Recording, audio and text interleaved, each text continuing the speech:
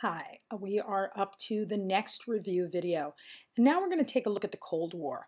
As you can see, I'm splitting this into a couple of different parts. And the reason is the Cold War is a very, very long conflict that lasts for decades.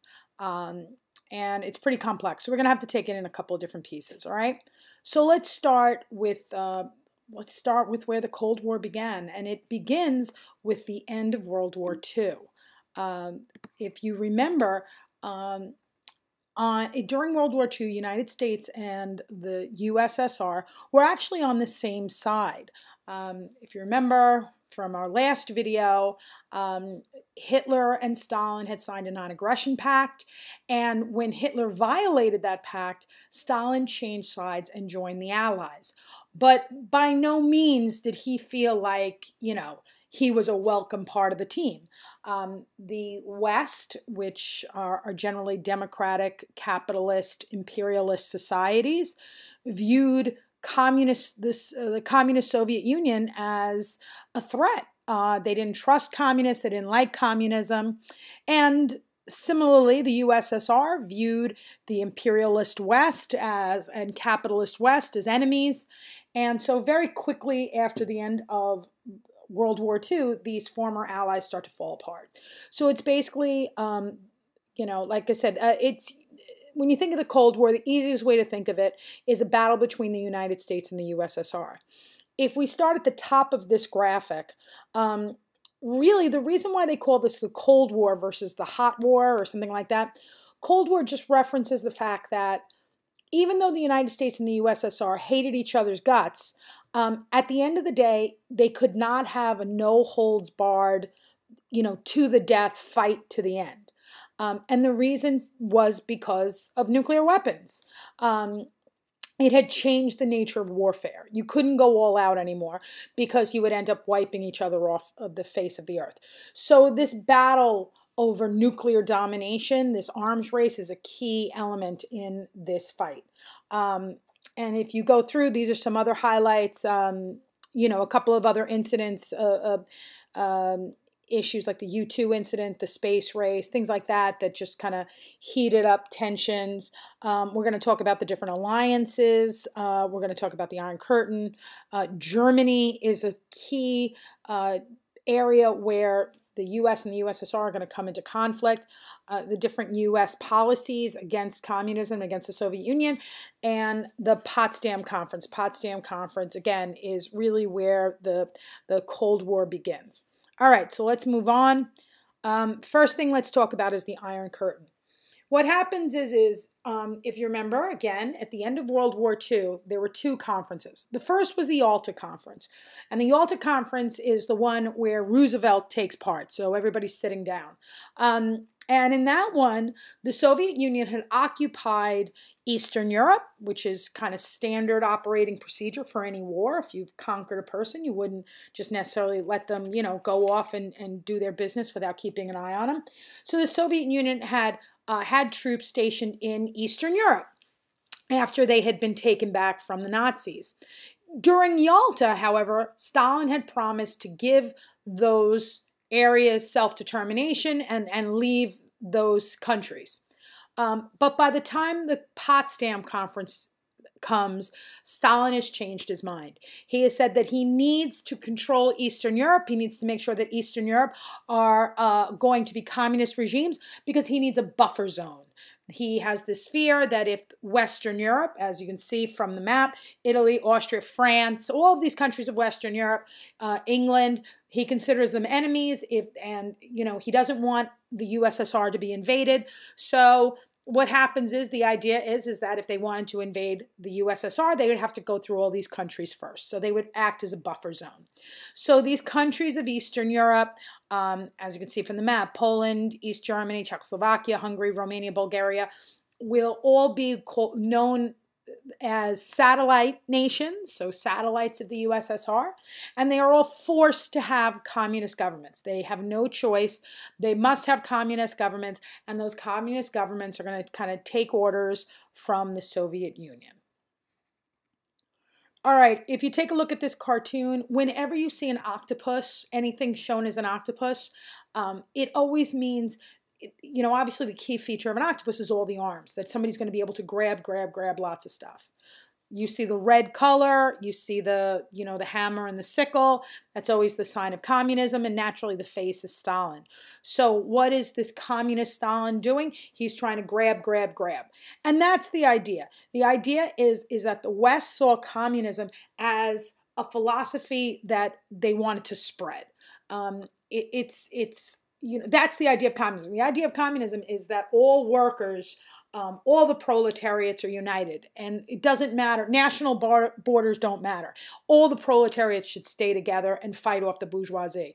So there was this fear that communism was looking to spread. So that is how the United States kind of formulates this policy, which is known as basically containment. That the idea is that the U.S. can't attack the Soviet Union. By this time, very shortly after the U.S. has developed a nuclear bomb, the Soviet Union has a nuclear bomb as well. So they know they're not going to wipe the Soviet Union off the face of the earth, but they want to keep communism from spreading. They want to stop communism from spreading. And that is the idea of containment. All right? If you take a look at this picture, this is a cartoon. The figure on the left represents Uncle Sam. The figures on the right are communist soldiers that were trying to come in to Greece and Turkey. And if you notice, Uncle Sam is holding a weapon. He's holding a gun, but there's something special about the gun. If you notice, it's got a $sign on it. And that's the idea. What's the best weapon to use if you want to stop communism from spreading? Well, if you remember from the Industrial Revolution lessons what the philosophy of communism is, it's all about the idea that we should take wealth from the bourgeoisie, from the owners. It should be distributed to the workers. There should be more fairness, more wealth is spread around society. So as you can imagine, the people who are going to be most receptive to that message is going to be the poor worker, right? It's not going to be the wealthy owner of the factory. He's going to hate communism because he knows he's not going to do very well under it. But what happens is, if you have, generally speaking, obviously there are exceptions on either side, but the general idea is when you have a very poor country with a lot of poor people, those are the types of societies, those are the types of people who are going to be most receptive, most open to the idea of turning to communism. So if America wants to stop communism from coming, you want to make sure that you don't have countries that are in a bad financial state. So the best way to do that is to give these countries money. And that's what the U.S. ends up doing. We provide financial aid to countries to prevent the spread of communism. The first one is the Truman Doctrine, where we gave financial aid to Greece and Turkey.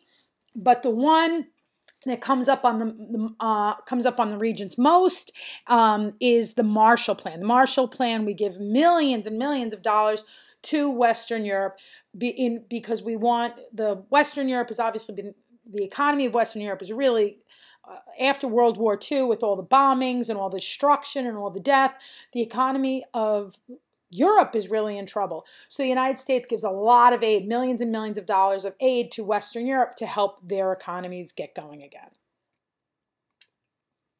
Okay, if you remember from the first slide, I told you that one of the areas that sees a lot of conflict during this Cold War period is Germany. All right, so if you take a look at the map on the left, as you can see, once Hitler has been defeated, as I said, it's kind of standard operating procedure for the winning country to occupy the losing country. And that's what happened here. And Germany is occupied by Allied forces. Soviet Union gets the eastern portion of the country. England gets this northern portion. You see France gets a section. America gets a section.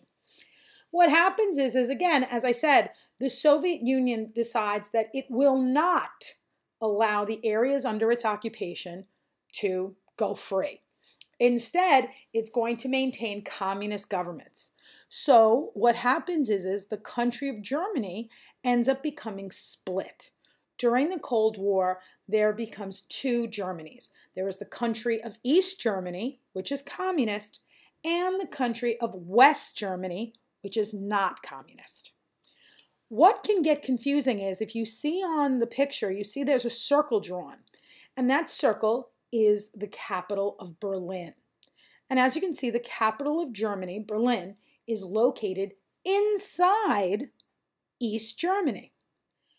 But what's interesting about the capital city is, while the Allies split the entire country into four pieces, they also split the city of Berlin into four pieces because Berlin was the capital city. So they all occupied the city of Berlin. What happens is the Soviet Union doesn't like the idea of all these Westerners coming in and out of East Germany. So they decide that they want to prevent this. They want to force the Allies to give up their control of Berlin. And the way they do this is they cut off access to Berlin. They tell the West, you will have no access to Berlin. They'll starve the city. They'll give the city nothing until the West gives up their area in Berlin and that Berlin, like the rest of East Germany, goes communist. Well, that's not what happens. Instead, even though they cut off access by road, the West ends up flying in supplies. So if you've ever seen, you can picture, if you've ever seen the Hunger Games, where they would drop in supplies on parachute, kind of like that. Huge crates of food were dropped by plane, by air, to the people of Berlin. And once the Soviet Union realizes that their plan has failed, they give it up. All right, so that takes us, that's in 1949, 48 to 49. By 1961, the Soviet Union has decided they're not going to be able to get the West to give up their portion of Berlin. So instead, they decide to build a wall. And there is a literal wall that divides the city of Berlin. The eastern half of the city is communist. The western half is not. If you have the time, I invite you to go to my website, check out, there's a great video from the History Channel that talks about the Berlin Wall, really makes it clear. But that was the idea. This wall is going to prevent East Germans from escaping into West Berlin and leaving Germany. All right, with that, I'm going to take a little break. Check out the next video. Bear in mind, we're going to, in addition to this conflict between the U.S. and the USSR, in the next video, I believe, we may get into the Chinese Communist Revolution as China also adopts communism. All right, I will let you go. Bye-bye.